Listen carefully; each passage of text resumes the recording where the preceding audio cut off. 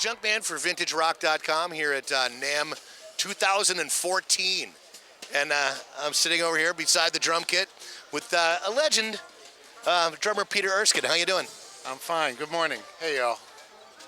He's sitting here with a drum workshop, kind of a combo kit. Have you able to get the kit around here? Tell us a little bit more about what you got going on here.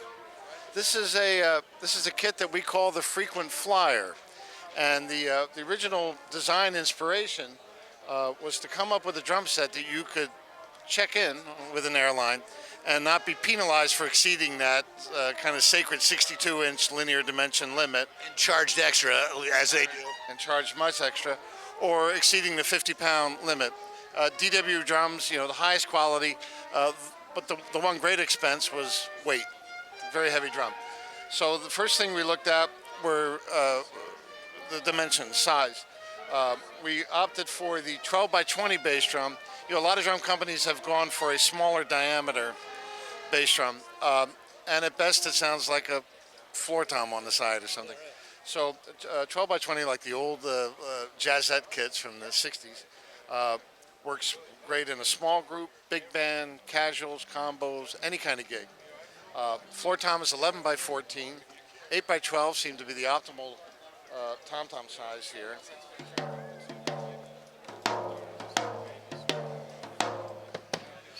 And a 5 by 14 snare drum. You get one combo case for the two toms and the snare, one for the bass drum, a bag for your hardware, and you're all set to go. Here's another thing that we discovered, or I've discovered many times. You have a main kit, and then you have a rehearsal or just a casual gig or something. So you grab a couple drums and you grab a couple pieces of hardware from your main kit. And the next time you go out with your main kit, whoops, I forgot my bass drum pedal or my hi-hat. So this is designed also as a second kit for all drummers, whatever other brand they may play, just to have it's handy. You just toss it in the car. You can even ride on the subway with it. This remains sacred.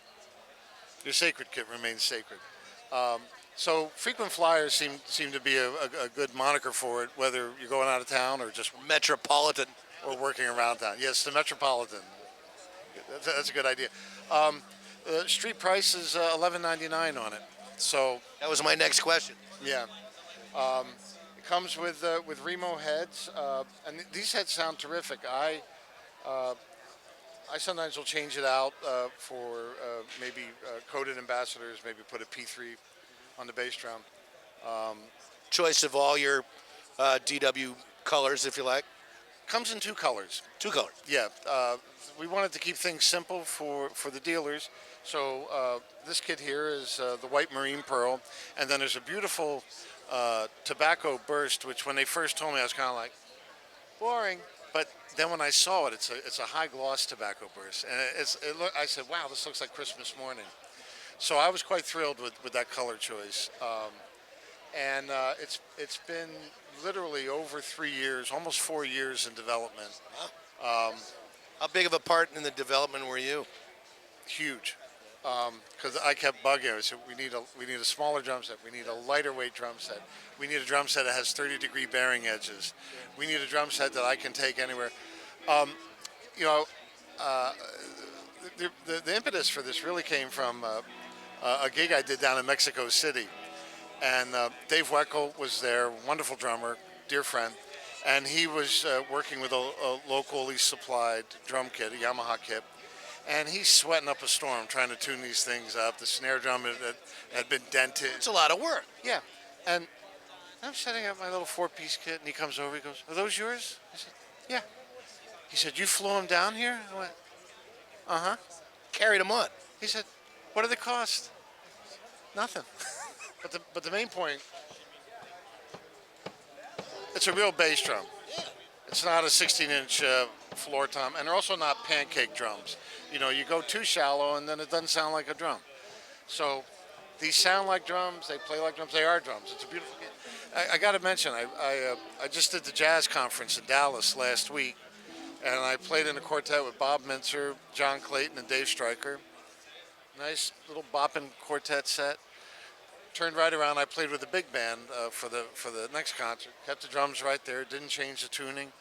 and kicked butt with the big band. So I sent a very excited email to everyone at DW. I said, this is probably the most versatile drum set I've ever played. So on top of everything else, it's already road tested, and I'm thrilled that we're introducing it now. That's awesome. Give us a little twirl in the kit here, Peter.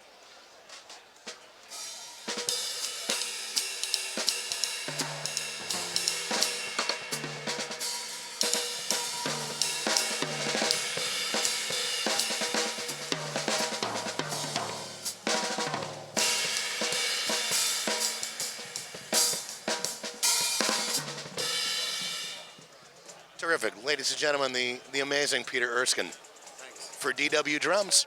Check out the new Frequent Flyer kit that debuting here at NAMM 2014. Junkman, vintagerock.com. Thanks again. Pleasure. Thank you.